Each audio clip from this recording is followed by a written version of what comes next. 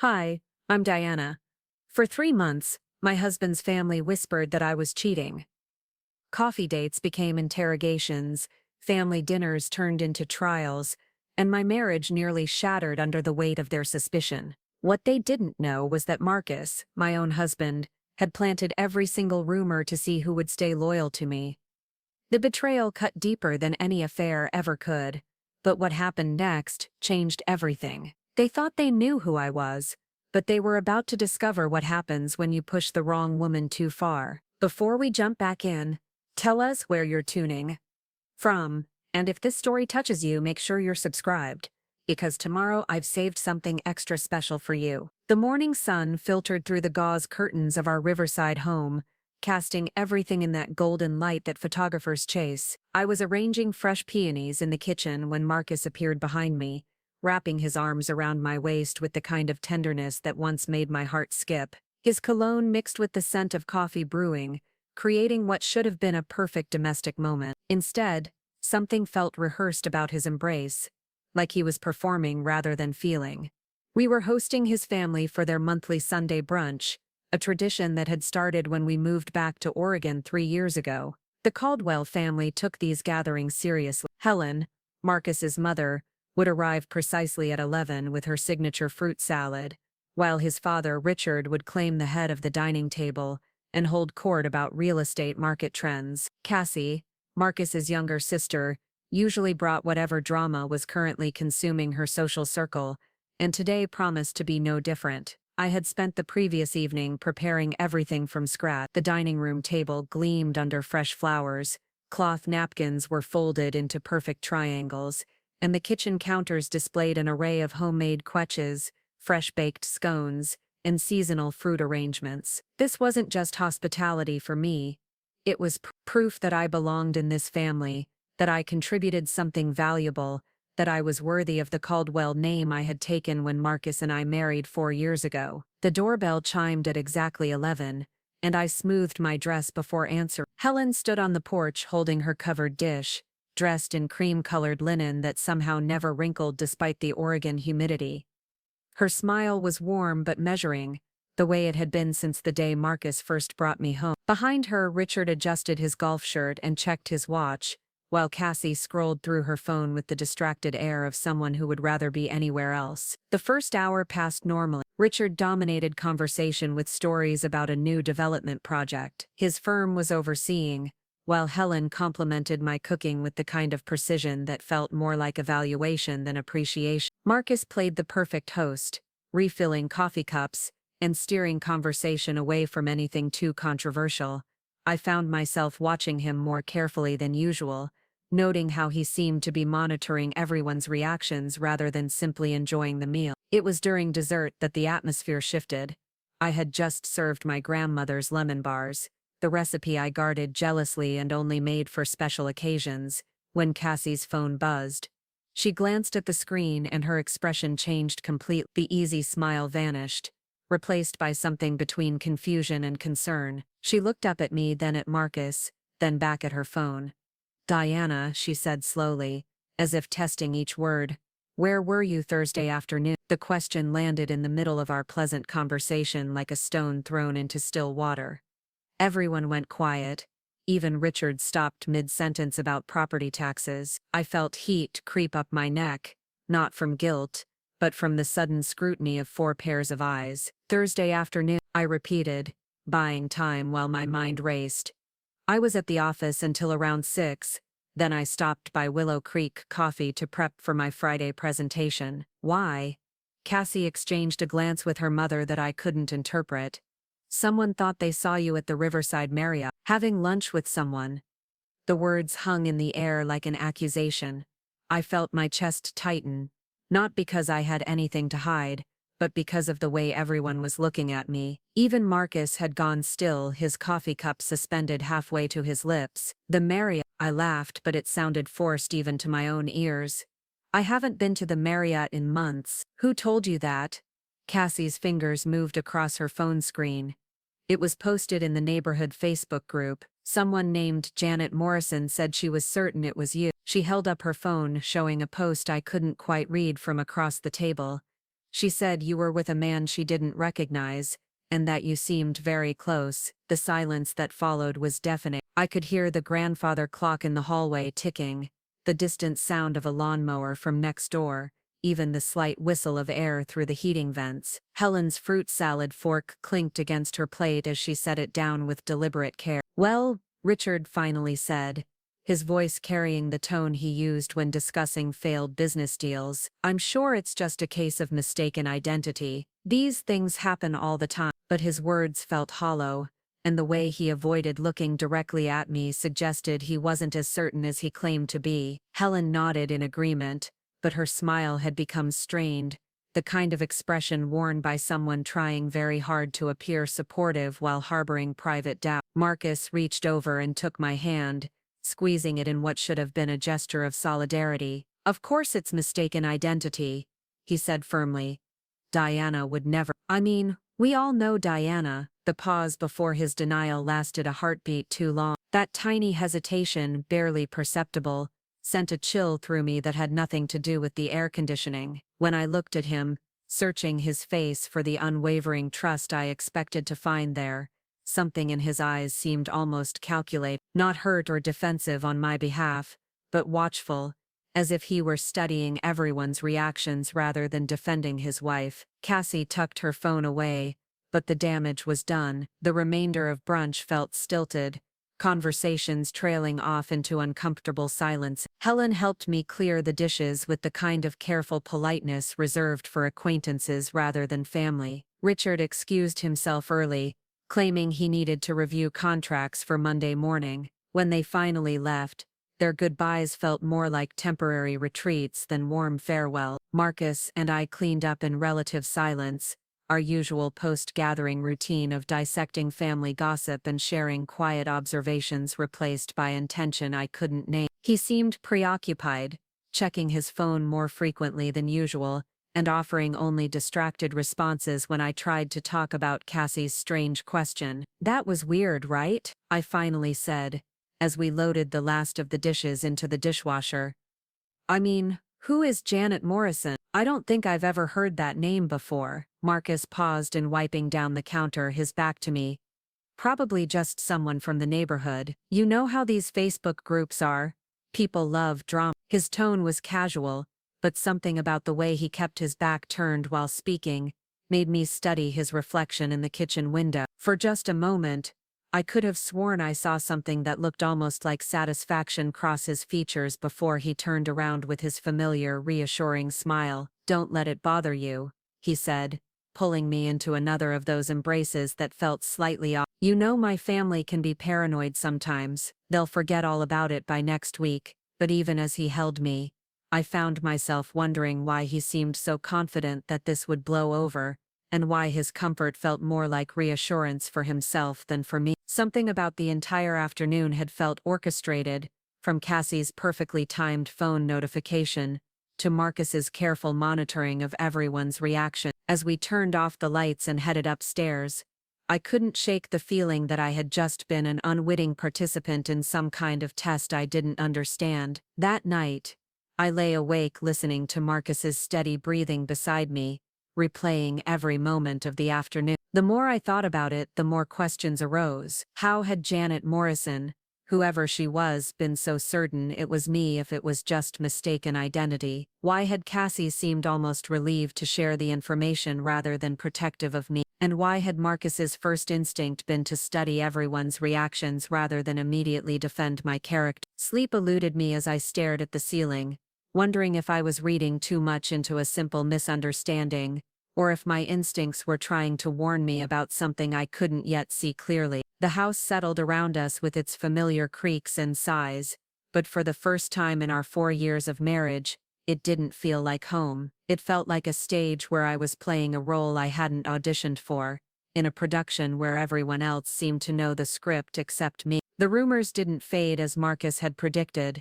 Instead, they seemed to multiply like spores in damp soil, spreading through our social circle with a persistence that felt almost deliberate. What started as Cassie's casual mention of a neighborhood Facebook post evolved into a series of increasingly specific claims that followed me everywhere I went. Tuesday morning at the Pacific Northwest Marketing Group, my colleague Jennifer approached my desk with the kind of cautious expression usually reserved for delivering bad news. She perched on the edge of my chair, glancing around to make sure we weren't overheard before leaning in close. "Diana, I feel weird asking this, but," she paused, clearly uncomfortable. "My sister lives in your neighborhood, and she mentioned some kind of discussion in the community group about you, something about the Marriott."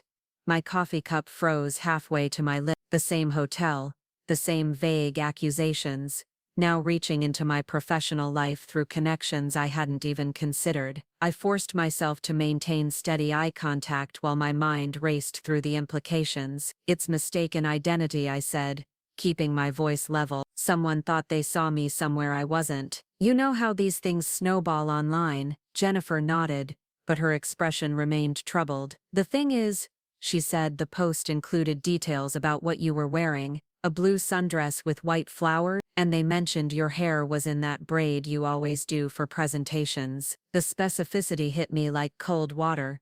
Those weren't generic details someone might imagine or misremember. That blue sundress hung in my closet, and I did habitually braid my hair for important meetings. Someone had either studied my habits closely enough to fabricate convincing details, or they had actually seen me somewhere and were lying about the context. "That's my presentation outfit," I admitted slowly, "but I wore it to the Peterson client meeting last week, not to any hotel." "Maybe that's where the confusion came from," Jennifer suggested, but her tone suggested she was trying to convince herself as much as me. "Maybe someone saw you leaving the Peterson building and got their locations mixed up." The Peterson Group offices were downtown, a 20-minute drive from the Riverside Marriott, with no logical reason for anyone to confuse the two locations. But I nodded anyway, grateful for her attempt to provide a rational explanation even if it didn't quite fit the fact. That evening, Marcus seemed unusually interested in my day. He asked detailed questions about work, about my conversations with colleagues, about whether anyone had mentioned anything unusual. His curiosity felt intense in a way that made me cautious about sharing too much, though I couldn't articulate exactly why. "Jennifer mentioned that neighborhood Facebook thing came up at work," I said while we prepared dinner together. "Apparently the rumors are spreading beyond just your family." Marcus paused in chopping vegetables, his knife suspended over the cutting board. "What exactly did she say?" The question felt loaded somehow, as if my answer mattered more than casual concern would warrant. I found myself choosing my words carefully, just that her sister had seen the post. "She seemed confused about the whole thing." I studied his profile as he resumed chopping.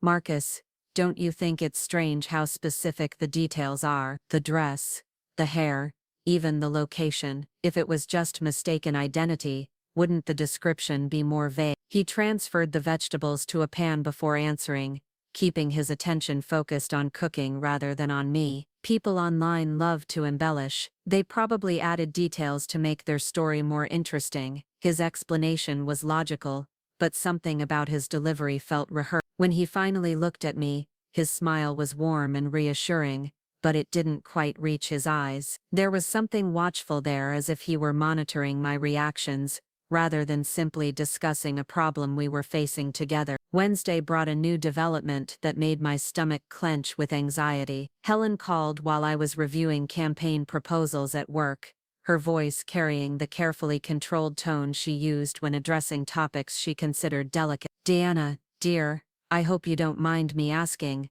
but Richard and I were wondering if everything is all right with you and Marcus." The question felt like a trap, though I couldn't understand why. "Of course everything is all right. Why would you ask that?" "Well, it's just that Cassie mentioned you seemed upset during brunch, and then with this unfortunate rumor circulating." She let the sentence hang, clearly expecting me to fill in the gap. "I wasn't upset until people started questioning where I'd been," I said, trying to keep defensiveness out of my voice. "It's hurtful to have my character questioned based on gossip." Helen made a sympathetic sound that somehow managed to convey doubt rather than support. "Of course, dear. It's just that in our experience, these things don't usually appear out of nowhere. Sometimes when people are unhappy in their marriages, they seek companionship elsewhere, and that can lead to misunderstandings. The conversation left me feeling like I'd been dissected under a microscope. Helen's words were carefully chosen to sound concerned rather than accusatory,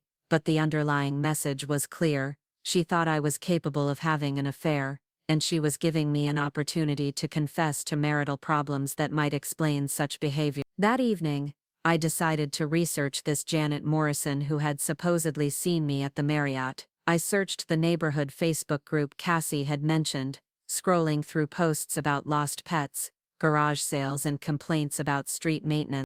Preparing and narrating this story took us a lot of time, so if you are enjoying it, subscribe to our channel. It means a lot to us. Now back to the story. I found the post in question, but when I clicked on Janet Morrison's profile, it showed almost no personal information. Her account appeared to have been created recently, with no profile photo, and very limited activity beyond the post about seeing me. The discovery sent a chill through me that had nothing to do with our air-conditioned house. Creating a fake social media account to spread rumors required premeditation and effort. This wasn't casual gossip or innocent mistaken identity. Someone had deliberately crafted a story designed to damage my reputation, and they had been careful to make it difficult to trace back to them. I called Nicole, my closest friend since college, needing someone who knew me well enough to provide perspective without judgment. She listened while I explained the entire situation, from the Sunday brunch revelation, to Helen's pointed questions, to my discovery of the suspicious Facebook account. "This is really weird, Diana," she said when I finished. "I mean, why would someone create a fake account just to spread rumors about you specifically? Do you have any enemies? Anyone who might want to cause trouble in your marriage?" The question forced me to examine my relationships more critically than I had in years. My professional life was stable, my friendships were solid, and I couldn't think of anyone who bore me enough ill will to orchestrate something this elaborate. The only people who would benefit from damaging my marriage were people who wanted Marcus for themselves, but he had never mentioned anyone expressing romantic interest in him. "I can't think of anyone," I admitted. "That's what makes this so confusing. It feels targeted, but I don't understand why anyone would target me." Nicole was quiet for a moment before asking the question I had been avoiding. "What does Marcus think about all this? Is he supporting you, or does he seem to have doubt?" Her question forced me to confront something I had been trying not to acknowledge. Marcus's support felt performative rather than genuine. He said the right words and made the right gestures, but there was something calculated about his responses, as if he were following a script rather than reacting emotionally to seeing his wife attacked. "He says he believes me," I told Nicole, "but something feels off about the whole thing, like he's more interested in watching how his family reacts than he is in defending me." "That's concerning," Nicole said gently. "A husband should be furious that someone is spreading lies about his wife. He should be demanding answers and protecting you from this kind of harassment." After hanging up, I sat in our quiet living room and tried to piece together a puzzle that seemed to be missing crucial elements. The rumors were too specific to be accidental, too targeted to be random, and too carefully orchestrated to be the work of someone acting impulsive. Someone was deliberately trying to destroy my marriage, but the only person who could logically benefit from that outcome was already married to me. The thought that crossed my mind then was so disturbing that I immediately tried to dismiss it. But as I replayed Marcus's behavior over the past few days, his careful monitoring of family reactions, his lack of genuine outrage on my behalf, and his confident prediction that the rumors would simply fade away, a terrible possibility began to take shape. What if Marcus wasn't the victim of these rumors? What if he was their architect?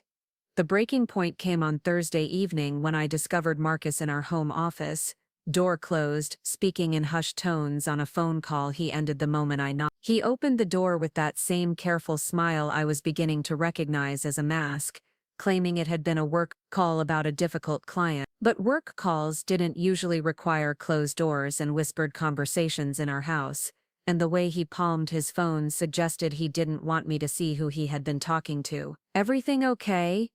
I asked, trying to sound casual while studying his face for "Just some drama with the Henderson project," he said, moving past me toward the kitchen. "Nothing that won't sort itself out, I knew Marcus's work well enough to know that the Henderson project had been completed months ago. The lie was small but significant.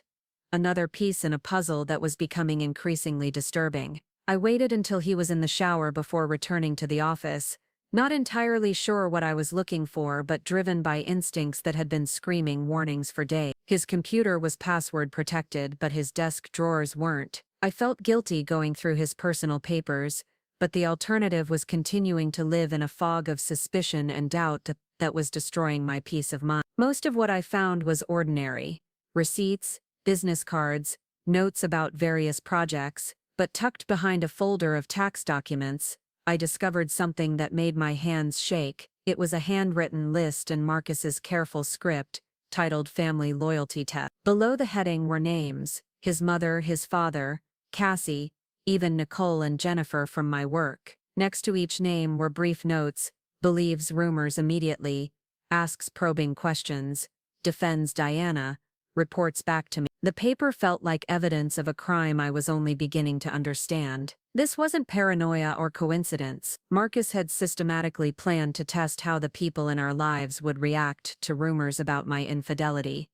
And he had been carefully documenting their responses. The casual cruelty of it took my breath away. He had turned our marriage into a laboratory experiment, with me as an unwitting test subject, and everyone we knew as unknowing participants. I photographed the list with my phone, my hands trembling as I tried to keep the camera steady. Below the names and observations, Marcus had written what appeared to be next steps: escalate rumors, introduce corroborating evidence, monitor Diana's behavior under pressure. The clinical language made my stomach turn. To him, I wasn't a wife whose reputation was being destroyed. I was a variable in an equation he was solving. My phone buzzed with a text message, and I nearly dropped it in my haste to see who was contacting me. It was from a number I didn't recognize. If you want to know the truth about your husband's test, meet me at Willow Creek Coffee tomorrow at 2 p.m. Come alone, a friend. The timing felt too coincidental to be random. Someone knew what Marcus was doing, and they were offering to provide information. It could be a trap, another layer to whatever manipulation was being orchestrated around me. But it might also be my only chance to understand what was really happening to my life. That night, I lay awake again while Marcus slept peacefully beside me, apparently unburdened by any guilt about the psychological torture he was putting me through. I studied his face in the dim light filtering through our bedroom window, searching for any trace of the man I thought I had married. He looked serene, almost satisfied, like someone who had accomplished exactly what they set out to do. Friday arrived with rain pattering against our windows and a heaviness in the air that matched my mood. Marcus left for work with his usual kiss goodbye, but it felt like being touched by a stranger wearing my husband's face. I waited until his car disappeared down our street, before texting my supervisor that I would be working from home due to a family emergency. It wasn't entirely a lie. At exactly 2 o'clock I pushed through the door of Willow Creek Coffee, scanning the scattered tables for someone who might be my mysterious contact. The cafe was quiet with only a few customers nursing laptops and afternoon drinks. In the back corner, partially hidden by a decorative plant, sat Trevor Nash, a mutual friend of mine and Marcus's from college. Trevor had been part of our wedding party 4 years ago, but we had gradually lost touch as adult life and different career paths pulled us in separate directions. He looked uncomfortable now, nervously fidgeting with a coffee cup and checking his phone repeatedly. When he saw me, he waved me over with an expression that mixed relief with deep concern. "Diana, thank you for coming," he said as I sat down across from him. "I wasn't sure you would, and I wasn't sure I should even reach out. But this has gone too far." My heart hammered against my ribs as I studied his face. Trevor had always been straightforward, sometimes brutally honest, which had made him a trusted friend, but an exhausting person to date, according to his own self-assessment. If he was involved in this situation, it meant the web of Marcus's manipulation extended further than I had imagined. "You know what Marcus is doing?" I asked without preamble. Trevor nodded grimly. "He approached me 3 weeks ago with what he called a social experiment. He wanted to test how loyal your friends and family would be if rumors surfaced about you having an affair. He paused to take a sip of coffee that looked more like a nervous gesture than actual thirst. He said he was curious about human nature, about whether people would support you or whether they'd be quick to believe the worst. The clinical way Trevor described it made me feel nauseated. 3 weeks ago, I had been blissfully unaware that my marriage was being treated like a sociology project. 3 weeks ago, Marcus had been planning my humiliation while I cooked his favorite meals and planned our summer vacation. Did you participate? I asked, though I wasn't sure I wanted to know the answer. Trevor looked ashamed. At first I thought it was harmless. He said it would just be small comments, casual observations to see how people react. He made it sound like he was trying to understand social dynamics, not trying to hurt you. He met my eyes with obvious regret. I created the Janet Morrison account and posted about seeing you at the Marriott. The admission hit me like a physical blow. Trevor, someone I had trusted, had been the one to plant the specific, convincing details that had made the rumors seem credible. The blue dress, the braided hair, the intimate lunch, all fabrications designed to damage my reputation and test the loyalty of people I cared about. Why are you telling me this now? I managed to ask through the tightness in my throat. Because it's gotten out of hand, Trevor said urgently. Marcus asked me to create additional accounts and spread more detailed story. He wants to introduce photos, fake ones, but realistic enough to be convincing. He's talking about escalating this until you break down completely, so he can see how you handle extreme pressure. The room felt like it was tilting around. Marcus wasn't just testing other people's loyalty. He was systematically trying to destroy my mental health to satisfy some twisted curiosity about my psychological limit. The man I had shared a bed with for 4 years was essentially conducting psychological warfare against me, and he was enjoying the process. I have proof, Trevor continued, pulling out his phone, text messages where he outlines the plan, emails with instructions for different scenarios. I kept everything because something about it felt wrong from the beginning, but I was too much of a coward to speak up sooner. He showed me screen after screen of messages between him and Marcus, clinical discussions about my emotional state, strategies for escalating pressure, and detailed analysis of how different family members were responding to the rumor. Reading Marcus's words was like discovering that someone I loved had been keeping a journal documenting their plans to torture me. One message in particular made my hands clench into fist. Diana is stronger than I expected. Need to increase pressure to reach breaking point. Can you introduce visual evidence this week? Visual evidence, I asked, though I dreaded the answer. Trevor looked sick. He wanted me to create fake photos of you with another man, professional-looking ones that would be harder to dispute than just eyewitness accounts. The scope of Marcus's betrayal was breathtaking in its cruelty. He had recruited my friends to participate in an elaborate scheme designed to isolate me, damage my reputation, and push me toward a psychological breakdown, all so he could study my reactions, like a lab rat in a maze. The casual way he discussed escalating the torture suggested he felt no guilt about what he was putting me through. There's something else, Trevor said quietly.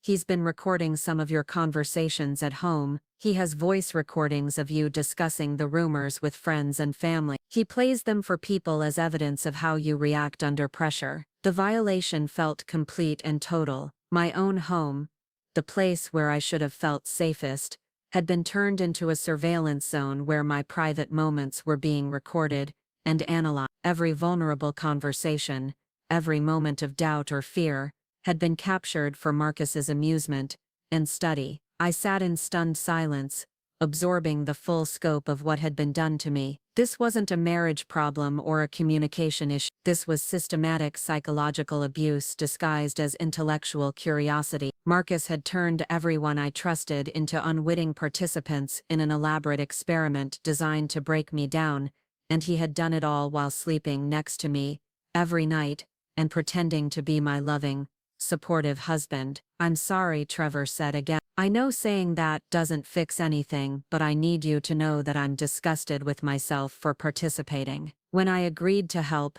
I thought it would be harmless, but watching what it's done to you. He trailed off, clearly struggling with his own guilt. What made you finally decide to tell me? I asked.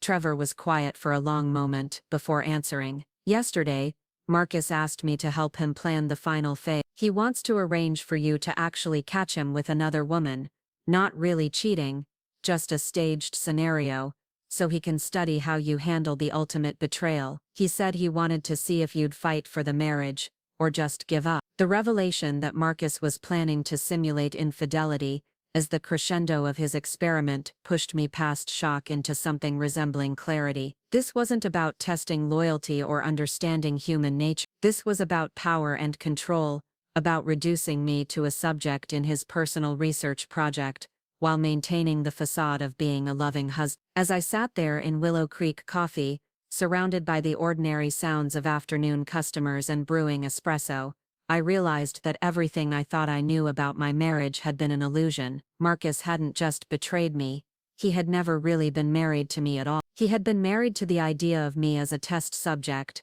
a way to satisfy his curiosity about human behavior under pressure. But he had made one crucial miscalculation. He had assumed that learning the truth would break me down further, that discovering the scope of his manipulation would push me toward the psychological collapse he was so eager to study. Instead, knowing the truth felt like being handed the keys to my own prison cell. For the first time in weeks, I knew exactly what I was fighting against, and I was ready to fight back. Driving home from Willow Creek Coffee felt like traveling through a different universe, one where the familiar streets of Riverside looked the same but meant something entirely different. I had left the house that morning as a confused wife struggling to understand why rumors were destroying her reputation. I returned as someone who understood that her entire marriage was a carefully constructed lie, and that the man sleeping in her bed was a stranger who viewed her as experimental material rather than a human being. Trevor had given me copies of everything: the text messages, the emails, the detailed plans for psychological manipulation that Marcus had shared with him. The evidence was overwhelming and damning, but it also represented an opportunity. Marcus thought he was conducting an experiment on me, but now I had the chance to turn his own methods against him. If he wanted to study human behavior under pressure, I would give him a masterclass in strategic risk. The first step was to appear completely normal while I planned my counterattack. When Marcus arrived home that evening, I greeted him with the same strange smile I had been wearing for weeks, asking about his day and discussing dinner plans, as if I hadn't spent the afternoon discovering the full scope of his betrayal. He seemed pleased by my apparent composure, making notes on his phone when he thought I wasn't looking, probably documenting my emotional state for his sick research project. "How are you holding up with all this gossip nonsense?" he asked while we prepared dinner together, his tone carefully calibrated to sound supportive while fishing for information about my psychological condition. "It's been hard," I admitted, which was absolutely true, though not in the way he imagined. "I keep wondering why someone would spread lies about me, or what I did to deserve having my reputation attacked." Marcus nodded sympathetically, playing his role as the concerned husband perfectly. "People can be cruel sometimes. The important thing is that we know the truth, and that's all that matters." The casual way he delivered that line, knowing that he was the architect of the lies he was pretending to comfort me about, demonstrated a level of psychological cruelty that took my breath away. But instead of confronting him immediately, I filed away his response as evidence of his manipulative nature. Every word he spoke was digging his grave deeper. That night, after Marcus fell asleep, I sat in our guest bathroom with my laptop and began planning my response strategy. The first step was building my own network of allies who could help me document Marcus's behavior and protect me from further manipulation. I started by calling Dr. Victoria Price, a therapist who specialized in psychological abuse and whom I had met at a professional networking event the previous year.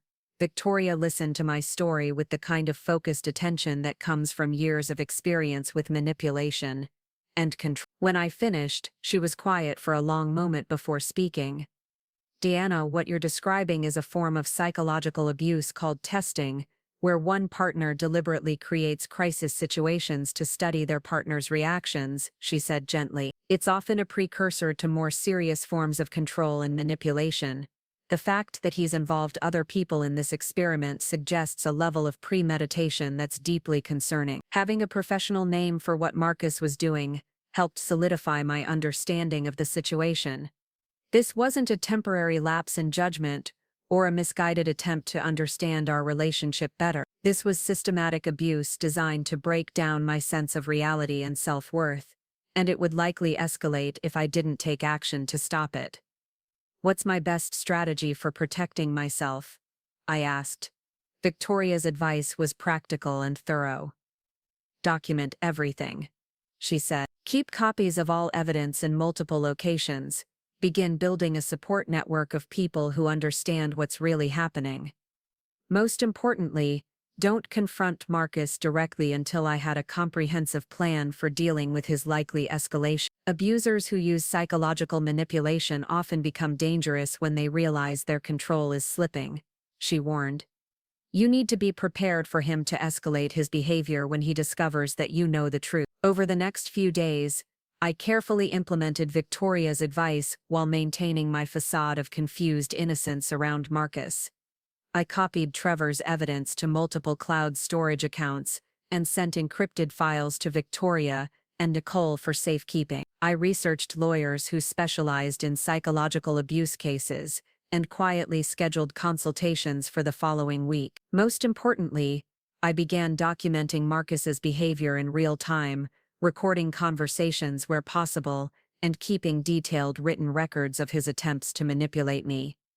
The recordings were particularly revealing. Marcus had become so confident in his deception that he barely bothered to hide his manipulation anymore. I captured conversations where he tried to plant seeds of doubt about my own memories, discussions where he attempted to isolate me from friends who might be supportive, and several instances where he tried to provoke emotional reactions that he could study and document. One recording was especially damning. Marcus was on the phone with someone, probably another co-conspirator like Trevor, discussing my progress through his experiment. "She's holding up better than I expected." His voice came through clearly on the audio file. "I think we need to move to phase 3 sooner than planned. The visual evidence should push her over the edge, and then we can study how she handles complete social isolation." Listening to my husband discuss my psychological destruction with the clinical detachment of a researcher examining a lab specimen was both heartbreaking and infuriating.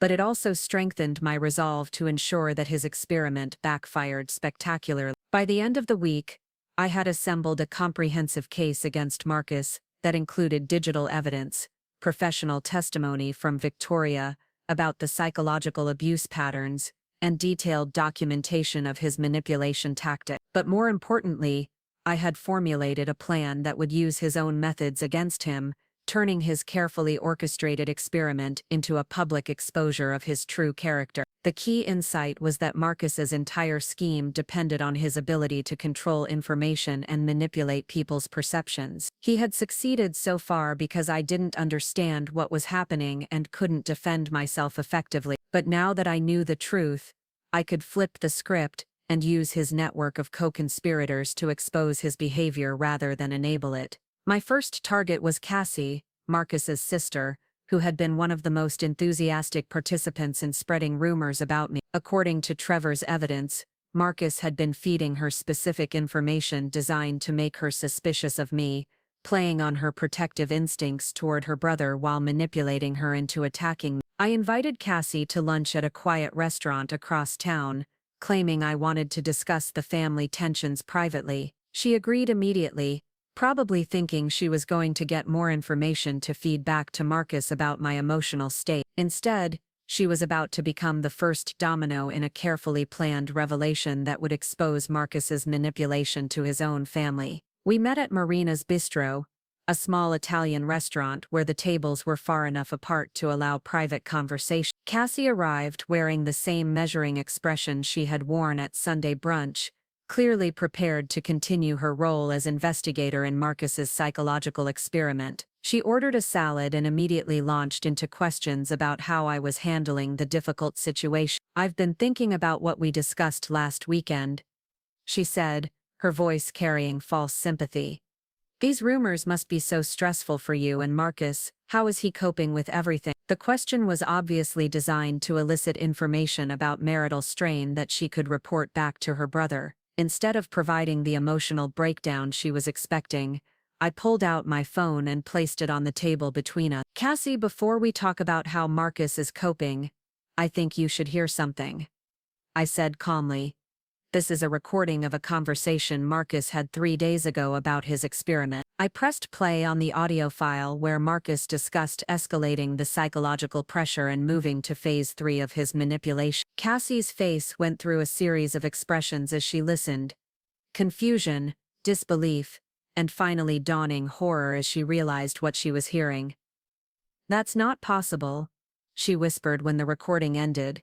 "Marcus wouldn't." I pulled out printed copies of the text messages Trevor had provided, the ones where Marcus outlined his plan to test family loyalty and document my psychological responses. Cassie read through them with increasing shock, her hands trembling as she absorbed the clinical language her brother had used to describe destroying his wife's mental health. "He recruited you to participate in this," I said gently, watching her face crumble as the full scope of the manipulation became clear. "Those questions you've been asking, the way you've been monitoring my reactions, he's been using you to gather information for his research project." Cassie set the papers down and stared at them like they were contaminated. Her voice was barely audible when she finally spoke. "He told me he was concerned about your marriage. He said you had been acting strangely and he was worried you might be having an affair. He asked me to pay attention to your behavior and let him know if I noticed anything unusual." The revelation confirmed what I had suspected about Marcus's manipulation tactics. He hadn't told his co-conspirators that he was conducting an experiment on his wife. Instead, he had convinced them that they were helping a concerned husband monitor his potentially unfaithful wife. By framing his request as protecting the marriage,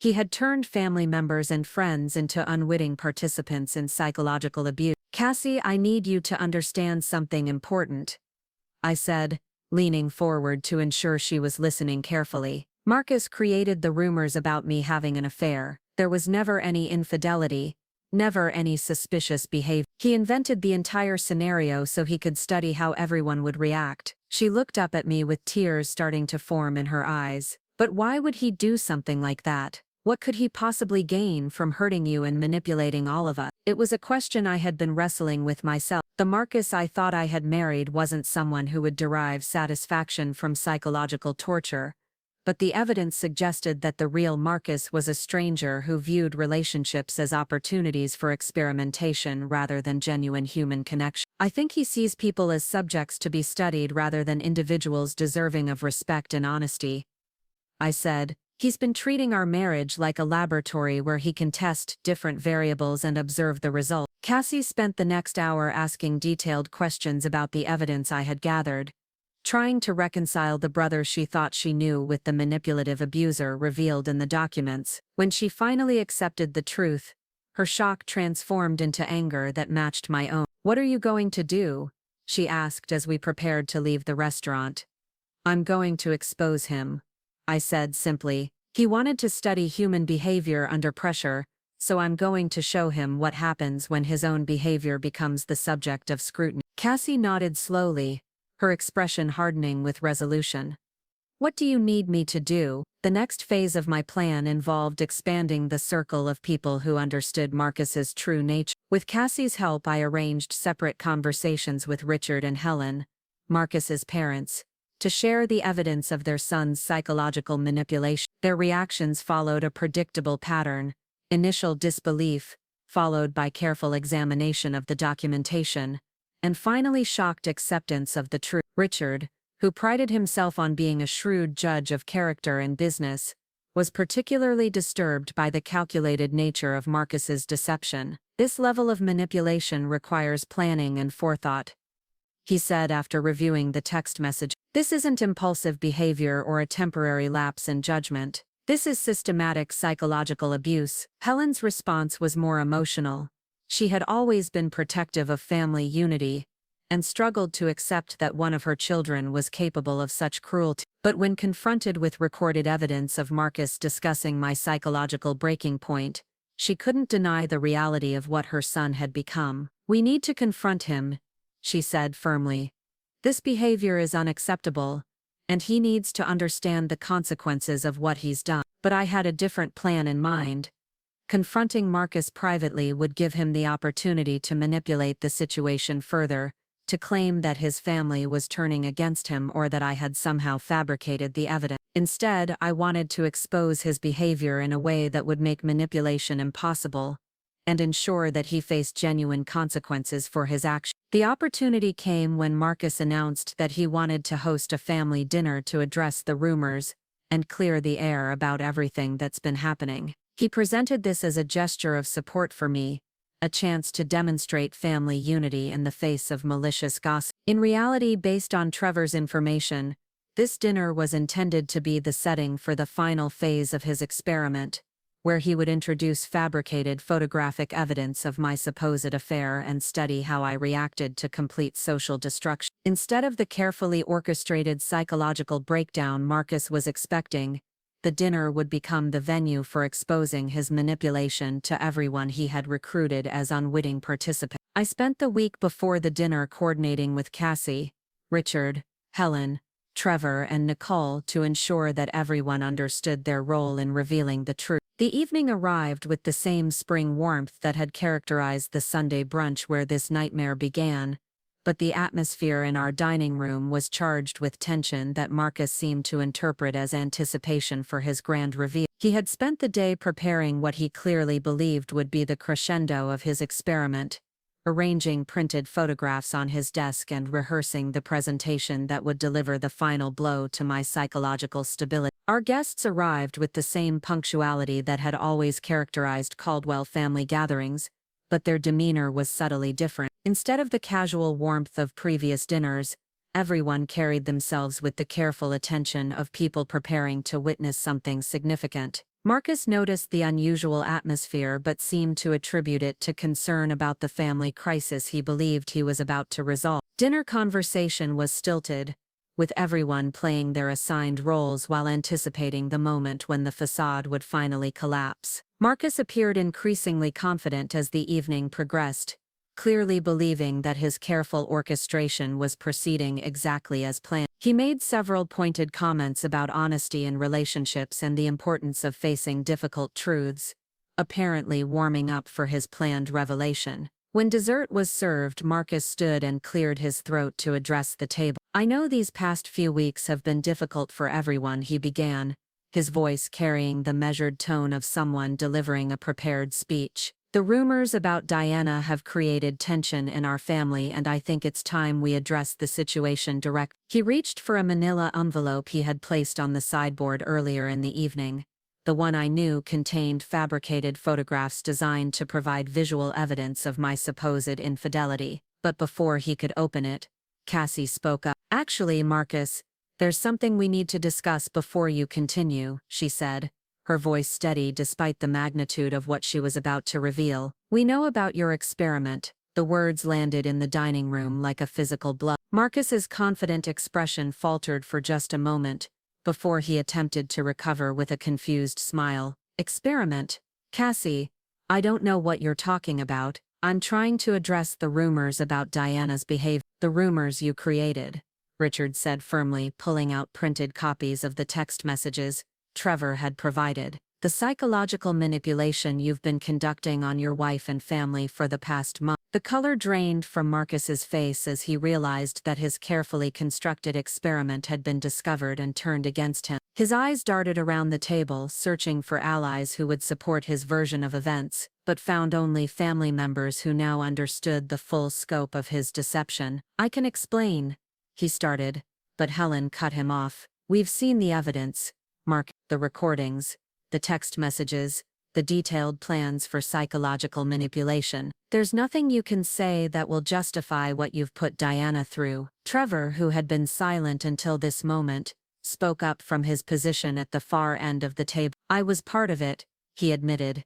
his voice heavy with shame. "Marcus convinced me to help spread false information about Diana, as part of what he called a social experiment. I created fake social media accounts and posted fabricated stories about seeing her with another man." The admission confirmed what everyone at the table had already learned through the evidence I had shared, but hearing it spoken aloud in Marcus's presence made the manipulation undeniably real. Marcus's attempts to maintain his innocent facade crumbled completely as Trevor continued. "He asked me to create fake photographs this week," Trevor said, looking directly at Marcus. "Pictures that would show Diana in compromising situations that never actually happened. The goal was to push her toward a complete psychological breakdown so he could study her reaction." The silence that followed was deafening. Marcus sat frozen, still holding the envelope containing what I now realized were the fabricated photographs Trevor had refused to create. His experiment had been exposed not just to his victim, but to every person he had manipulated into participating in psychological abuse. "Why?" I asked quietly, finally speaking for the first time since his planned revelation had been derailed. "Why would you do this to me? What did you hope to gain from destroying my mental health and reputation?" Marcus looked at me with an expression I had never seen before. Not love, not guilt, not even anger, but something clinical and detached, as if he were still studying my reactions even as his world collapsed around him. "You wouldn't understand," he said finally. "You're too emotionally invested to see the bigger picture. This was about understanding human nature, about studying how people respond to crisis situations. The data I collected could have contributed to important research about social dynamics and psychological resilience." His response revealed the depth of his disconnection from normal human emotion. Even when confronted with the full scope of his cruelty, Marcus couldn't acknowledge the harm he had caused or express genuine remorse for his actions. To him, I remained a test subject whose feelings were less important than the intellectual satisfaction he derived from manipulation. Nicole, who had been recording the conversation on her phone at my request, set the device on the table where everyone could see it. "We've documented this entire conversation," she announced. "Everything you've said tonight, including your admission that you conducted psychological experiments on Diana, has been recorded." The realization that his own words were being used as evidence against him seemed to snap Marcus out of his clinical detachment. For the first time that evening, he looked genuinely afraid rather than simply surprised at being discovered. "You can't use that recording," he said desperately. "This is a private family conversation. You don't have my consent to record me in my own home." "Actually," I said, consulting notes I had prepared in advance, "Oregon is a one-party consent state for audio recordings. Since I consented to Nicole recording this conversation in my own home, everything you've said tonight is perfectly legal evidence of your psychological abuse." The legal reality of his situation began to sink in as Marcus realized that his carefully planned experiment had not only been exposed, but had also provided comprehensive evidence of criminal psychological abuse. The scientific detachment he had maintained throughout his manipulation campaign finally cracked, replaced by panic, as he understood the consequences he was facing. "This isn't over," he said, standing abruptly and backing toward the dining room door. "You think you've won something, but you have no idea what you've just unleashed. I have evidence of my own, documentation of behavior that won't look good for any of you when this becomes public." His threat felt empty in the face of the overwhelming evidence against him, but it also revealed his true character in a way that no amount of explanation could have accomplished. Even when caught in criminal psychological abuse, Marcus's instinct was to threaten and intimidate rather than acknowledge wrongdoing or express remorse. "Get out," I said quietly, but with absolute finality. "Take whatever you need for tonight and leave this house. You're not welcome here anymore." Marcus looked around the table one more time, searching for any sign of support or sympathy from family members who had once trusted and loved him. Finding none, he turned and walked out of the dining room, leaving behind the envelope of fabricated photographs and the ruins of relationships he had destroyed through his compulsive need to manipulate and control. The sound of the front door closing behind him felt like the end of one chapter and the beginning of another. For the first time in weeks, I could breathe freely in my own home, knowing that the psychological warfare was finally over, and that the truth had been revealed to everyone who mattered. In the silence that followed Marcus's departure, I looked around the table at the faces of people who had been manipulated into participating in abuse, but who had ultimately chosen to support truth over family loyalty. Their willingness to confront difficult evidence and hold Marcus accountable for his actions gave me hope that healing was possible, both for myself and for the relationships that had been damaged by his manipulation. The experiment was over, But the real work of rebuilding trust and processing the trauma he had inflicted was just beginning. At least now I knew who my true allies were, and I knew that I had the strength to reclaim my life from someone who had tried to reduce me to a subject in his twisted research project. As we sat together in the aftermath of Marcus's exposure, I realized that his greatest miscalculation had been underestimating the power of truth to unite people against manipulation. He had assumed that his careful orchestration would isolate me and break my spirit. But instead, it had revealed his own character so completely that even his closest family members couldn't continue to support him. The justice wasn't complete yet.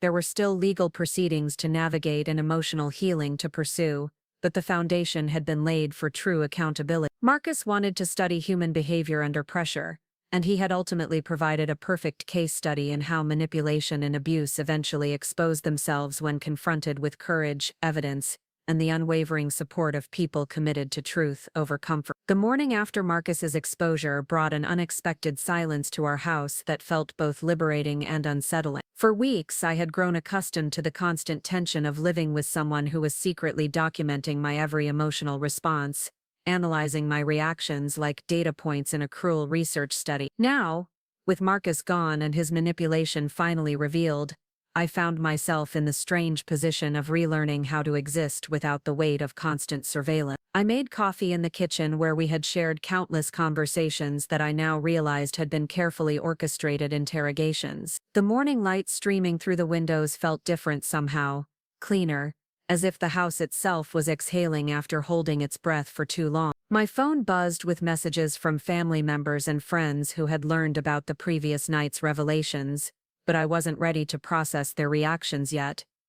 First, I needed to understand what my life looked like without the framework of lies that had defined it for the past month. The legal implications of Marcus's behavior required immediate attention. Victoria Price, the therapist who had helped me understand the psychological abuse patterns, had recommended Angela Roberts, a private investigator who specialized in documenting domestic manipulation cases. Angela arrived at my house that afternoon with a professional demeanor that immediately put me at ease, and a thick folder of similar cases that demonstrated how common this type of psychological abuse actually was. What your husband did falls under several categories of criminal behavior, Angela explained as we sat in my living room, the same space where Marcus had conducted his secret recording. Psychological abuse, harassment, defamation, and potentially stalking, depending on how extensively he monitored your movements and communication. She reviewed the evidence I had gathered with the thoroughness of someone who had seen these patterns before,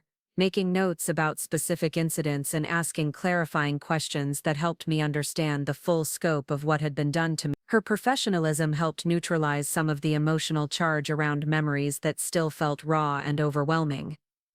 The systematic nature of his manipulation actually works in your favor legally, she continued. The fact that he documented his own plans and recruited others to participate creates a clear paper trail that will be difficult for him to dispute.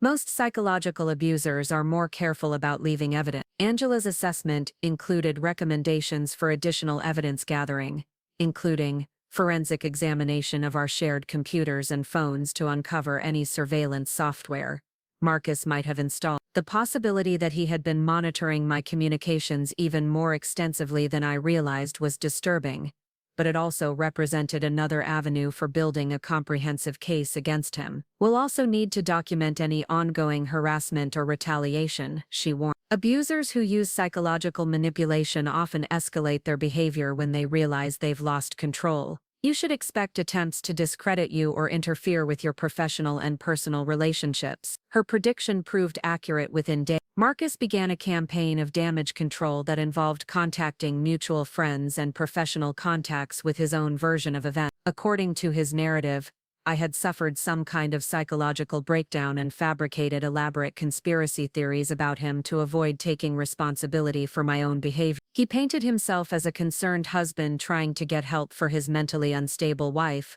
while characterizing his family's confrontation as enabling my delusions. The sophistication of his counter-narrative was almost impressive in its psychological manipulation. Rather than denying his actions outright, he reframed them as loving interventions designed to help me confront supposed problems in our marriage. The fake social media accounts became investigation tools, he had used to uncover my alleged infidelity, while his recruitment of family members was repositioned as building a support network for addressing my concerning behavior. Several colleagues at Pacific Northwest Marketing Group approached me with carefully worded questions about my mental health and the stability of my marriage. The conversations felt like gentle interrogations designed to assess whether Marcus's version of events might be accurate. I realized that he was essentially running the same type of social experiment on our broader community that he had conducted on his family, testing who would believe his manipulative narrative versus who would support my documented evidence. The professional stakes became clear when my supervisor, Janet Crawford, called me into her office for what she described as a wellness check conversation. Janet had always been supportive of my work, but her demeanor suggested she had been influenced by whatever Marcus had told her about my supposed psychological problem. "Diana, I want you to know that we're here to support you through whatever personal challenges you're facing," she began, her tone carrying the careful neutrality of someone navigating a potentially problematic employee situation. "Several people have expressed concern about your well-being recently, and we want to make sure you have access to whatever resources you need." The conversation was a masterclass in professional diplomacy, but the underlying message was clear.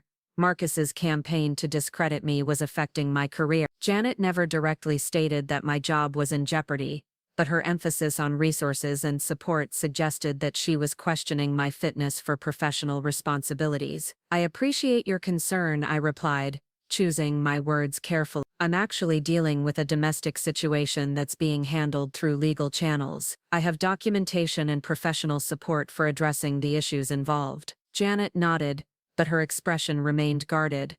"Of course, we just want to ensure that any personal situations don't impact your work performance or create complications for the team." The meeting ended with reassurances about confidentiality and support, but I understood that Marcus's manipulation had successfully planted seeds of doubt about my stability and competence. He was using the same tactics against my professional life that he had employed against my personal relationships, creating an atmosphere of suspicion and concern that would be difficult to combat without revealing private details about our domestic situation. That evening, I met with Lauren Pierce, the journalist who had been recommended by several people as someone who specialized in exposing patterns of domestic abuse and manipulation. Lauren had spent years documenting cases where psychological abuse was disguised as concerned intervention or social research, and she immediately recognized the patterns in Marcus's behavior. "This type of manipulation is more common than people realize," she explained as we sat in her downtown office, surrounded by files documenting similar cases. "Abusers with narcissistic tendencies often frame their control tactics as intellectual curiosity or protective concern. They're skilled at making their victims look unstable while positioning themselves as the reasonable party trying to help." Lauren's interest in my story went beyond simple documentation. She had been working on a larger investigation into what she called experimental abuse, cases where partners used psychological manipulation disguised as research or testing to maintain control over their victim. Marcus's case fit perfectly into this pattern, and she believed that exposing it could help other victims recognize similar behavior. "The challenge is that these abusers are often intelligent and articulate," she continued. "They're skilled at presenting themselves as credible and concerned while discrediting their victims as emotional or unstable. We need to build a case that's so comprehensive and well documented that their manipulation tactics become obvious." Lauren's approach involved not just documenting Marcus's behavior, but also examining the broader social dynamics that enabled his manipulation. She wanted to interview family members, friends, and colleagues who had been recruited into his experiment, exploring how intelligent, well-meaning people had been convinced to participate in psychological abuse without realizing what they were doing. "The people he manipulated are victims too," she explained. "They were used as tools in his abuse, and most of them feel tremendous guilt about their participation. Their stories are crucial for understanding how this type of manipulation works and how to prevent it." The interviews Lauren conducted over the following weeks revealed the sophisticated nature of Marcus's psychological manipulation. He had tailored his approach to each person based on their relationship with me and their likely responses to different types of information. Family members were told he was concerned about potential infidelity and needed their help monitoring my behavior. Professional contacts were approached with worries about my mental health and requests for informal observations about my workplace performance. Trevor's interview was particularly revealing. He described how Marcus had gradually escalated his requests for assistance, starting with simple social media monitoring and progressing to creating fake accounts and fabricated evidence. At each stage, Marcus had provided psychological justifications for the escalation, claiming that more definitive proof was needed to help me confront my supposed problems. He made it sound like we were conducting an intervention, Trevor explained to Lauren. He said that Diana was in denial about her behavior and that she needed to be confronted with clear evidence before she would accept help. He framed the fake social media posts as a way to create a safe space for her to admit what was really happening. The manipulation had been so skillful that even after learning the truth, some of Marcus's co-conspirators struggled to accept that they had been used as tools in psychological abuse. He had convinced them that they were helping save a marriage rather than participating in its destruction, and the cognitive dissonance created by this realization was almost as traumatic as the original manipulation. Cassie's interview revealed another layer of Marcus's psychological sophistication. He had exploited her protective instincts toward family by suggesting that I was threatening the stability of their close-knit clan. By positioning my supposed infidelity as a betrayal of family values,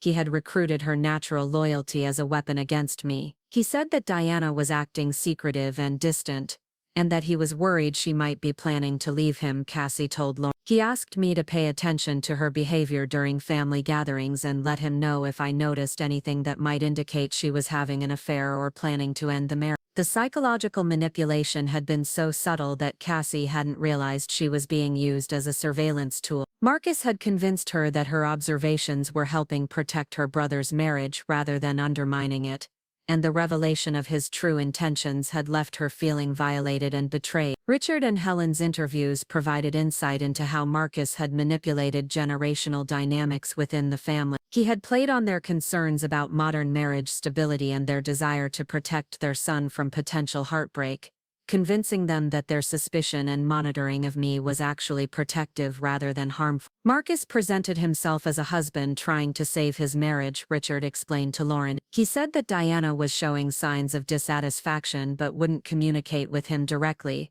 and that he needed family support to understand what was happening and address any problem. The pattern that emerged from these interviews was one of systematic manipulation that exploited each person's relationship with me and their natural protective instincts. Marcus had essentially weaponized their love and concern, turning their desire to help into tools for psychological abuse. As Lauren's investigation progressed, she uncovered evidence that Marcus's behavior extended beyond our marriage. She discovered that he had used similar manipulation tactics in previous relationships, gradually escalating psychological control until his partners either submitted completely or managed to escape. The pattern suggested that his treatment of me wasn't an isolated incident, but part of a consistent behavior pattern that had been refined over years. This is his method, Lauren explained when she shared her findings with me. He targets intelligent, successful women who have strong support networks, then systematically undermines their relationships and self-confidence through psychological manipulation disguised as concern or research. The revelation that I wasn't Marcus's first victim was both validating and disturbing.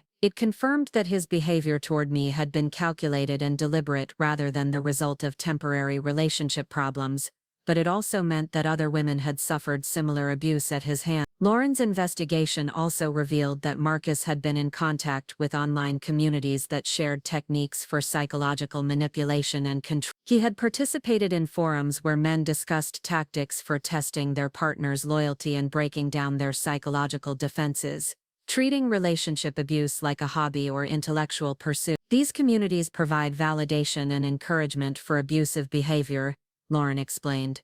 They frame psychological manipulation as legitimate relationship strategy, making it easier for abusers to rationalize their actions and escalate their control tactics. The evidence Lauren uncovered painted a picture of someone who had turned psychological abuse into a refined art form, someone who derived satisfaction from the process of breaking down his partner's sense of reality and self-worth. The clinical detachment he had shown during the dinner confrontation hadn't been shock at being discovered.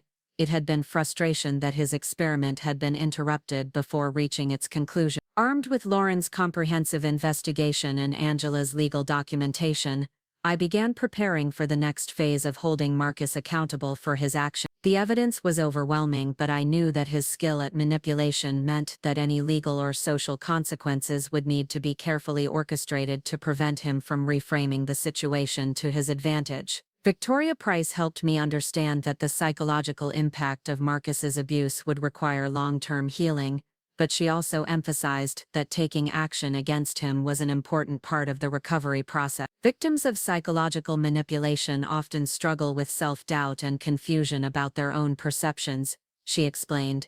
Seeing their abuser face real consequences helps validate their experience and restore their sense of agency. The therapeutic work involved not just processing the trauma of Marcus's abuse, but also rebuilding my ability to trust my own judgment and perception. Months of gaslighting and manipulation had left me questioning my own memory and emotional responses, and recovering that confidence would be crucial for moving forward. As I prepared to pursue legal action against Marcus, I realized that his greatest miscalculation had been underestimating the power of truth to unite people against manipulation. He had assumed that his careful orchestration would isolate me and break my spirit, but instead it had revealed his own character so completely that even his closest family members couldn't continue to support him. The investigation had also revealed a network of other victims and allies who were committed to ensuring that Marcus faced consequences for his action. His pattern of abuse had left a trail of damaged relationships and traumatized partners,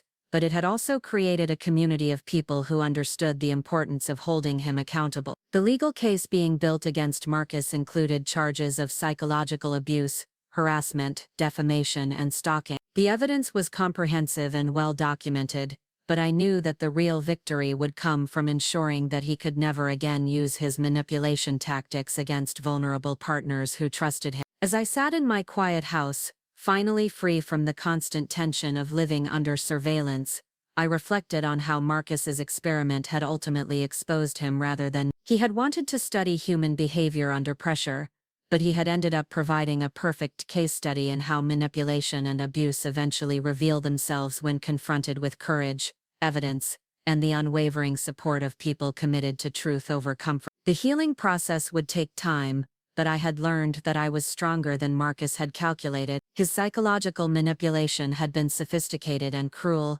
but it had also taught me to recognize the signs of abuse, and to trust my own perceptions, even when they were being systematically undermined. Most importantly, I had discovered that the truth, when supported by evidence and allies, was more powerful than even the most skilled manipulation. Marcus's experiment had failed not because his techniques were flawed, but because he had underestimated the resilience of the human spirit, and the power of authentic relationships to withstand even the most calculated attempts at destruction. The courthouse steps felt solid beneath my feet as I climbed them on the morning of the preliminary hearing, each step carrying me further away from the woman who had lived in confusion and self-doubt for months. Angela Roberts walked beside me, her briefcase containing meticulously organized evidence that would finally force Marcus to face legal consequences for his psychological warfare. The morning air was crisp with the promise of autumn, and I found myself breathing more deeply than I had in months. Inside the courthouse, the atmosphere was formal and sterile, a stark contrast to the intimate settings where Marcus had conducted his manipulation campaign. He sat at the defendant's table with his attorney,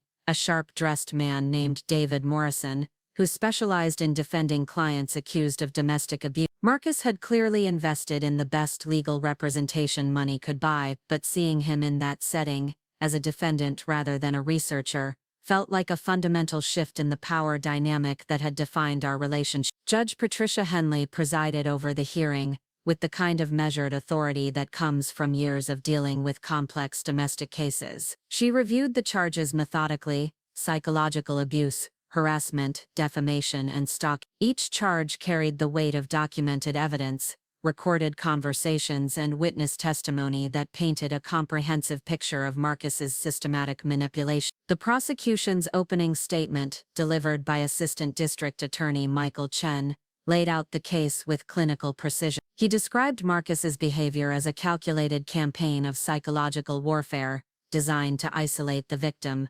undermine her mental health, and satisfy the defendant's compulsive need for control and manipulation. Chen presented the evidence chronologically, starting with the fabricated social media accounts, and progressing through the recruitment of family members, the staged confrontations, and the planned escalation to visual evidence that would have completed my psychological destruction. Each piece of evidence was accompanied by Marcus's own words, recorded conversations where he discussed my breaking point, and his satisfaction with the data he was collecting. The defendant treated his wife like a laboratory subject, Chen told the court. He systematically destroyed her reputation, manipulated her closest relationships, and documented her emotional responses for his own gratification. This wasn't a marriage problem or a communication issue.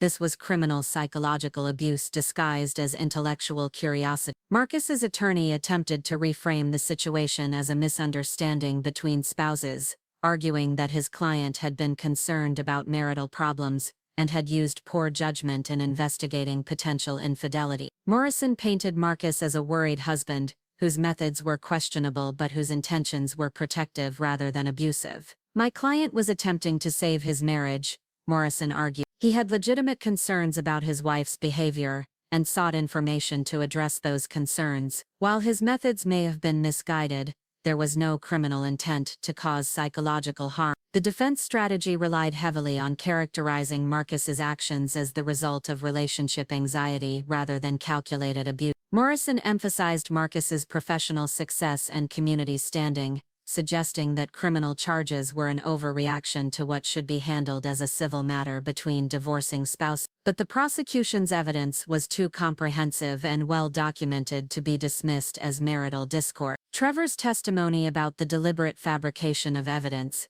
combined with recorded conversations where Marcus discussed escalating psychological pressure, made it impossible to characterize his behavior as concerned investigation rather than systematic abuse. The most damning evidence came from the forensic examination of our shared computers and phones. Angela's technical investigation had uncovered surveillance software that Marcus had installed to monitor my communications, location tracking that documented my movements without my knowledge, and deleted files that contained detailed psychological profiles he had created based on his observations of my behavior. The defendant installed commercial surveillance software, typically used by private investigators. Angela testified. He monitored every email, text message, and phone call his wife made for a period of at least 6 months. He also used GPS tracking to document her location and created detailed behavioral profiles based on her emotional responses to various situations. The technical evidence transformed Marcus's manipulation from psychological abuse into criminal stalking. The systematic nature of his surveillance, combined with his deliberate creation of stressful situations designed to elicit emotional responses, met the legal definition of stalking with criminal intent. Marcus's demeanor during the hearing was carefully controlled, but I could see cracks in his facade as the evidence mounted against him. He had clearly expected his manipulation tactics to work in the courtroom as they had in our relationship, but the formal legal setting neutralized his ability to charm and redirect. Here, documented evidence carried more weight than his practiced explanation. When Marcus took the stand in his own defense, his testimony revealed the same psychological patterns that had characterized his abuse. He spoke about me with clinical detachment, describing my behavior as if I were still a subject in his research, rather than a person he had claimed to love. His inability to express genuine remorse or acknowledge the harm he had caused demonstrated the narcissistic personality traits that had driven his manipulation. I was concerned about changes in Diana's behavior, Marcus testified. She seemed distant and secretive, and I wanted to understand what was happening in our marriage. I may have used poor judgment in my methods, but my intention was to gather information that would help us address any problems. Under cross-examination, Chen systematically dismantled Marcus's narrative of concerned investigation. He presented evidence of Marcus's participation in online forums dedicated to psychological manipulation, his research into techniques for testing partner loyalty, and his documented satisfaction with the emotional distress he was causing me. Ms. Caldwell, you participated in online communities that discussed methods for psychologically manipulating romantic partners, correct? Chen asked. Marcus's attorney objected to the line of questioning, but Judge Henley allowed it as relevant to establishing intent and pattern of behavior. "I may have read some discussions about relationship dynamics," Marcus admitted reluctantly. "These weren't academic discussions about healthy relationship communication." Chen pressed. "These were forums where men shared techniques for breaking down their partner's psychological defenses and maintaining control through emotional manipulation." The prosecution presented screenshots of Marcus's posts in these communities, discussions where he had shared details about his experimental approach to relationship management, and sought advice on escalating psychological pressure. The evidence painted a picture of someone who had turned emotional abuse into a hobby, someone who derived satisfaction from the process of systematically destroying his partner's mental health. "You described your wife as surprisingly resilient, and asked for advice on increasing pressure to reach the breaking point," Chen read from one of Marcus's online posts. "How do you explain this language in the context of your claimed concern for your marriage?" Marcus's response was evasive and defensive, but his inability to provide a coherent explanation for his online activities severely damaged his credibility. The jury could see that his participation in manipulation forums contradicted his testimony about being a concerned husband, using poor judgment. The hearing also included testimony from Dr. Victoria Price about the psychological impact of Marcus's abuse and the long-term effects of systematic manipulation on victims. Her professional assessment provided context for understanding how Marcus's behavior constituted criminal psychological abuse rather than marital discord. The defendant's actions created a pattern of psychological trauma consistent with systematic abuse, Dr. Price testified. The deliberate creation of stressful situations, the systematic undermining of the victim's social support network, and the clinical documentation of emotional responses all indicate calculated manipulation designed to cause psychological harm. Her testimony helped the court understand that Marcus's behavior had crossed the line from relationship problems into criminal abuse. The systematic nature of his manipulation, combined with his apparent satisfaction with the psychological distress he was causing, demonstrated criminal intent, rather than misguided concern. As the hearing progressed, it became clear that Marcus's manipulation tactics were failing in the formal legal setting. His ability to charm and redirect had been his primary weapon in personal relationships, but documented evidence and professional testimony neutralized those advantages. The courtroom demanded factual accountability rather than emotional manipulation, and Marcus was struggling to adapt his approach to this new environment. The prosecution's final argument emphasized the premeditated nature of Marcus's abuse and the systematic way he had recruited others to participate in psychological manipulation. Chen argued that the case represented a new type of domestic abuse that required serious legal consequences to prevent similar behavior in the future. "This case represents a disturbing evolution in domestic abuse," Chen told the court. The defendant used sophisticated manipulation techniques to turn his wife's own support network against her while maintaining plausible deniability about his actions. This type of systematic psychological abuse requires serious legal consequences to protect other potential victims. The defense's closing argument continued to frame Marcus's behavior as misguided investigation rather than criminal abuse, but the evidence was too comprehensive to support this narrative. Morrison's attempt to minimize the psychological impact of Marcus's actions fell flat in the face of documented evidence and professional testimony about the systematic nature of the abuse. Judge Henley's ruling reflected the seriousness of the charges and the strength of the evidence. She found probable cause for all charges and ordered Marcus to stand trial on felony counts of psychological abuse, stalking, and harassment. The ruling also included a permanent restraining order preventing Marcus from contacting me or anyone in my support network. The evidence presented today demonstrates a pattern of calculated psychological abuse that goes far beyond marital discord, Judge Henley stated. The defendant's systematic manipulation of his wife and recruitment of others to participate in psychological abuse represents a serious threat to public safety that requires judicial intervention. The judge's ruling validated everything I had experienced and documented over the past month. Marcus's behavior had been officially recognized as criminal abuse rather than relationship problems,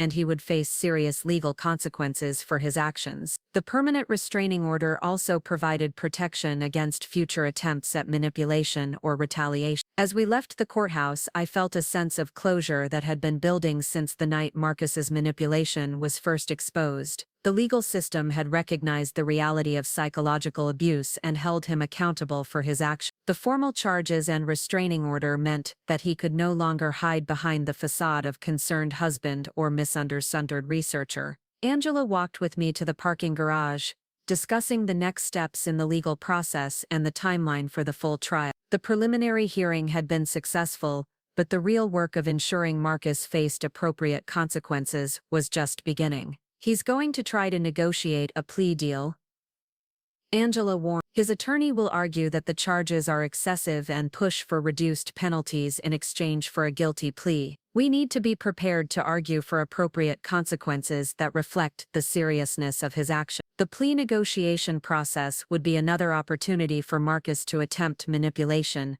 but the strength of the evidence and the professional testimony about the systematic nature of his abuse provided leverage for ensuring appropriate consequence. The goal wasn't just punishment, but prevention, ensuring that Marcus couldn't use his manipulation tactics against future victims. Lauren Pierce met me at a quiet cafe that evening to discuss the impact of the legal proceedings on her broader investigation into experimental abuse. The preliminary hearing had provided additional evidence for her reporting and helped establish legal precedents for prosecuting psychological manipulation as criminal abuse. Your case is going to help other victims recognize this type of abuse and seek appropriate legal remedies, Lauren explained. The systematic nature of Marcus's manipulation and the way he recruited others to participate represents a pattern that's becoming more common, but is still poorly understood by legal professionals. Her investigation had uncovered similar cases in other jurisdictions, suggesting that Marcus's behavior was part of a broader trend in domestic abuse that required new legal frameworks and professional training to address effectively. The precedent established by my case could help other victims seek justice for psychological manipulation that had previously been difficult to prosecute. As I drove home through the familiar streets of Riverside, I reflected on how much had changed since the morning when Cassie had first mentioned the fabricated rumors about my supposed affair. The woman who had sat in confused silence at that Sunday brunch had been replaced by someone who understood her own strength and was committed to ensuring that psychological abuse faced appropriate consequences. The legal victory was significant, but the real transformation had been internal. Marcus's manipulation had been designed to break down my sense of reality and self-worth, but surviving his systematic abuse had actually strengthened my understanding of my own resilience and judgment. The experience had been traumatic, but it had also revealed capabilities I hadn't known I possessed. The house felt different now, no longer a place where I was under constant surveillance, but a space where I could finally breathe freely. The recording devices had been removed, the surveillance software had been deleted, and the psychological pressure that had defined my daily existence for months had been replaced by a sense of control and agency that felt both foreign and empowering. As I prepared for bed that night, I realized that Marcus's experiment had ultimately provided data he hadn't intended to collect. He had wanted to study my response to psychological pressure, but he had ended up demonstrating the power of truth, evidence, and authentic relationships to overcome even the most sophisticated manipulation. The legal proceedings would continue, but the most important victory had already been achieved. Marcus's manipulation had been exposed, his victims had been validated, and the precedent had been established for holding psychological abusers accountable for their actions. The experiment was over, but the real work of healing and prevention was just beginning. 6 months later, I stood in the conference room of Independence Co-working Hub, addressing a group of domestic violence advocates who had gathered to learn about recognizing psychological manipulation in relationships. The irony wasn't lost on me that I was now teaching others to identify the very tactics that had nearly destroyed my own sense of reality.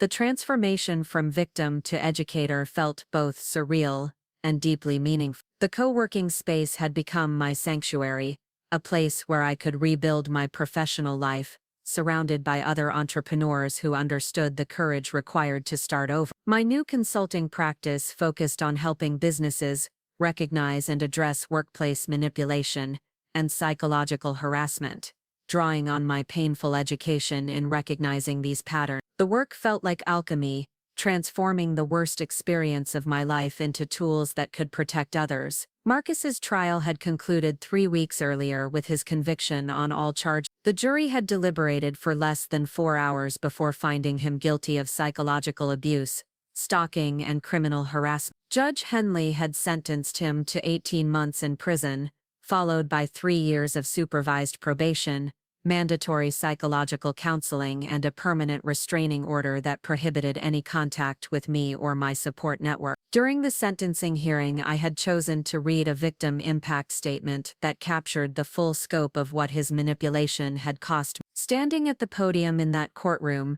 facing the man who had systematically tried to destroy my mental health, I felt the completion of a journey that had begun with confusion and self-doubt, but had led to strength and clarity. You turned our marriage into a laboratory where I was the unwitting subject of cruel experiments, I had told the court, looking directly at Marcus as I spoke. You recruited people who cared about me to participate in psychological abuse, convincing them they were helping save our marriage when they were actually helping you destroy it. But your greatest miscalculation was underestimating my capacity to survive, heal, and use this experience to protect others from similar manipulation. Marcus had shown no emotion during my statement, maintaining the same clinical detachment that had characterized his abuse. Even when faced with the consequences of his actions, he seemed more interested in studying the courtroom dynamics than processing the harm he had caused. His inability to demonstrate genuine remorse had likely influenced the judge's decision to impose the maximum sentence allowed under the plea agreement.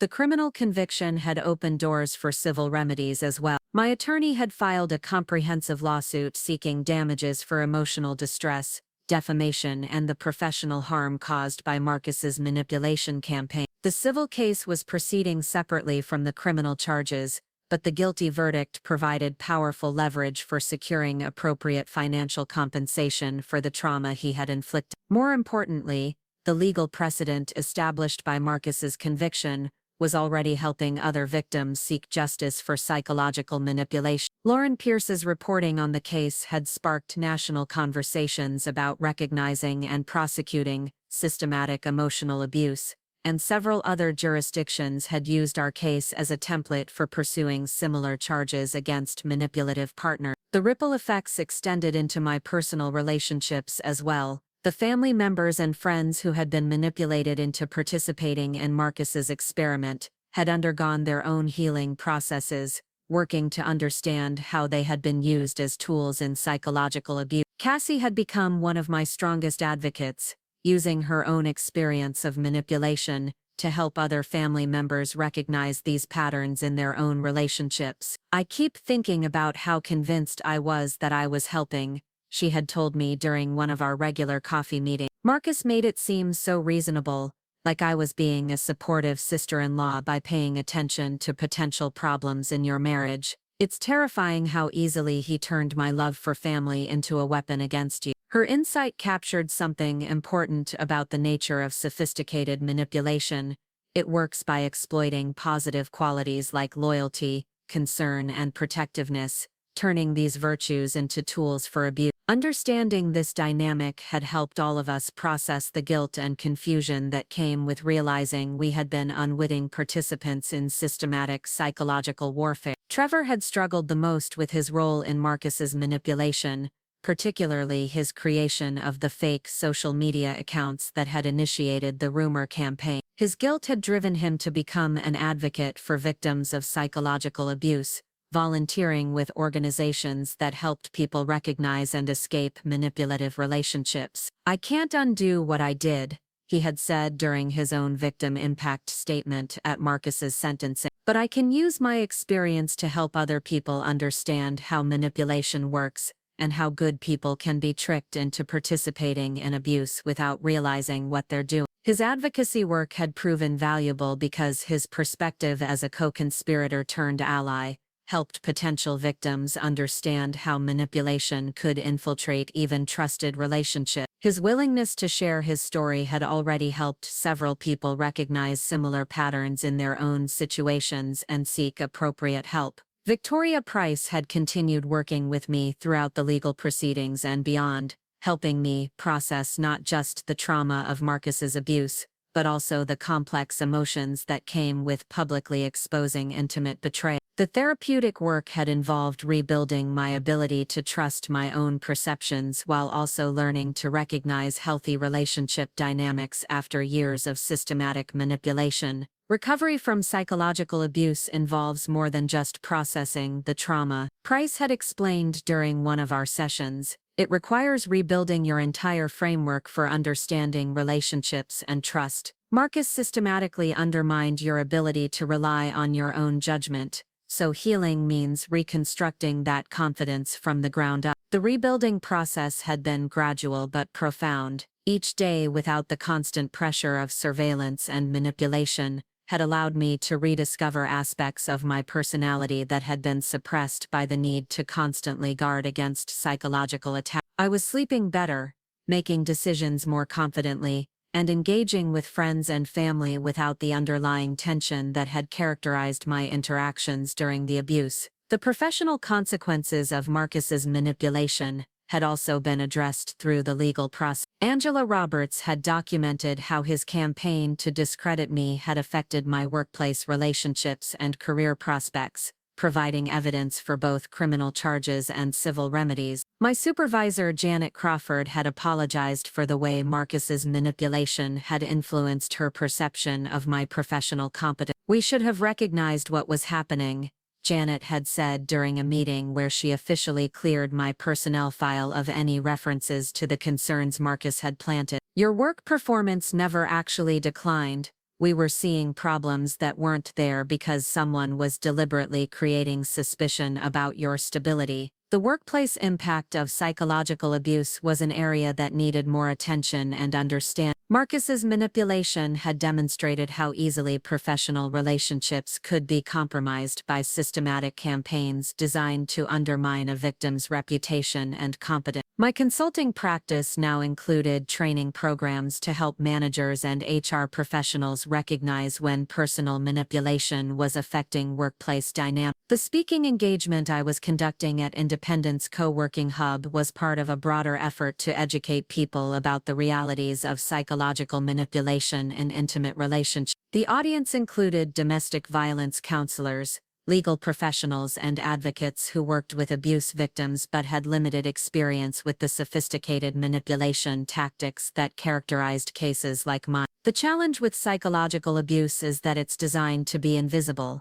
I explained to the group.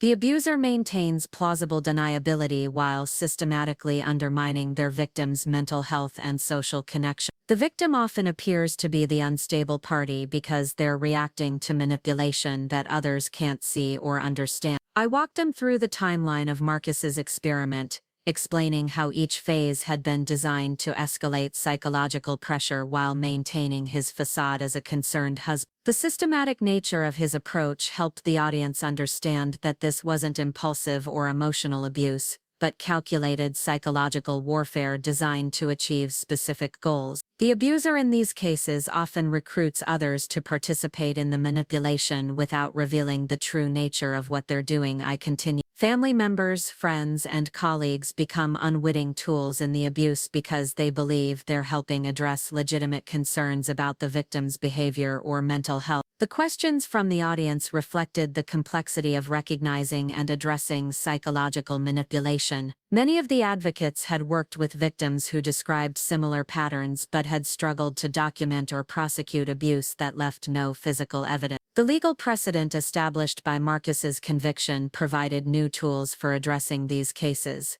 but it also highlighted the need for better training and awareness among professionals who worked with abuse victims. After the presentation, several attendees approached me with questions about specific cases they were handling. The conversations reinforced my understanding that Marcus's manipulation tactics were not unique. They represented a pattern of abuse that was becoming more common but was still poorly understood by many professionals in the field. One counselor described a client whose husband had convinced their entire social circle that she was having an affair, using fabricated evidence and careful manipulation to isolate her from support system. Another advocate shared details about a case where the abuser had used workplace relationships to undermine the victim's professional reputation.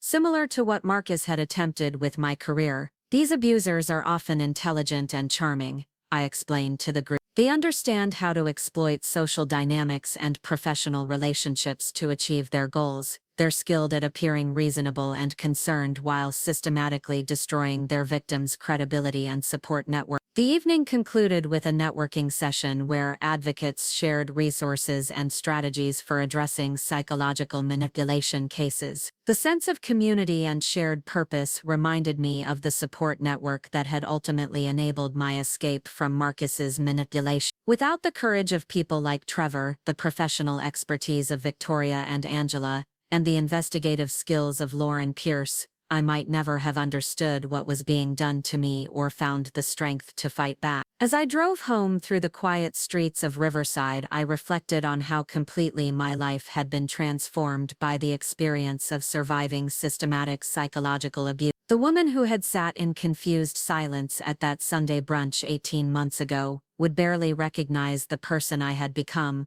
someone who understood her own strength, who could recognize manipulation tactics instantly, and who was committed to protecting others from similar experiences. The house that had once felt like a surveillance prison now represented sanctuary and renewal. I had redecorated completely, removing every trace of the life I had shared with Marcus and creating a space that reflected my authentic preferences rather than the careful compromises I had made to avoid triggering his manipulation. The process of reclaiming my physical environment had been part of the larger work of reclaiming my sense of self. My phone buzzed with a message from Nicole checking in after the evening's presentation. Her support throughout the ordeal had been unwavering, and our friendship had deepened through the shared experience of understanding how manipulation could infiltrate even the closest relationships. "How did the talk go tonight?" her message. "I hope you felt the impact you're having on people who needed to hear your story." The impact was something I was still learning to understand and accept. The emails I received from other abuse survivors,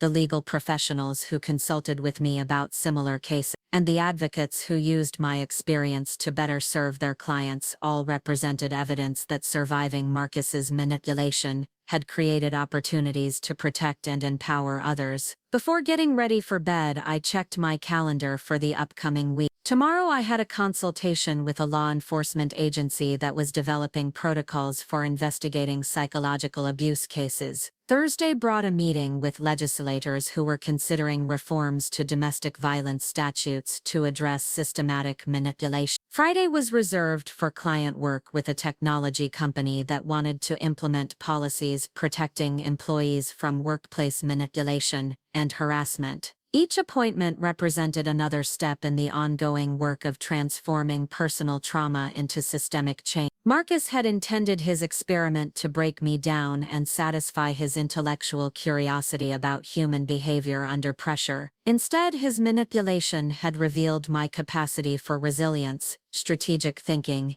and advocacy that I hadn't known I possessed. As I turned off the lights and settled into bed, I thought about the question that had driven Marcus's entire experiment: how do people respond when their relationships and reality are systematically undermined? His research had provided a definitive answer, just not the one he had expected. When faced with sophisticated psychological manipulation, some people discover reserves of strength they never knew they had. They build networks of authentic support, gather evidence of the truth, and fight back with tools the abuser never anticipated. The experiment was over, but its real findings were still being revealed through every person who learned to recognize manipulation, every victim who found the courage to seek help, and every professional who developed better tools for addressing psychological abuse. Marcus had wanted to study human behavior under pressure, and he had ultimately provided a masterclass in how truth, courage, and authentic relationships could overcome even the most calculated attempts at psychological destruction. The justice wasn't just in his conviction or the legal precedents established by the case. The real victory was in the transformation of his intended victim into an advocate, researcher, and educator who could use her experience to protect others. His manipulation had failed not because his techniques were flawed, but because he had fundamentally misunderstood the resilience of the human spirit and the power of truth to prevail over even the most sophisticated lies. In the quiet darkness of my reclaimed bedroom, I smiled at the irony that Marcus's psychological experiment had produced data he never intended to collect, evidence that survivors of manipulation could become powerful forces for justice, healing, and protection of others. The research project he had designed to break me down had ultimately revealed the extraordinary strength that emerges when someone refuses to be reduced to a test subject in someone else's cruel experiment. Up next, you've got 2 more standout stories right on your screen. If this one hit the mark, you won't want to pass these up. Just click and check them out.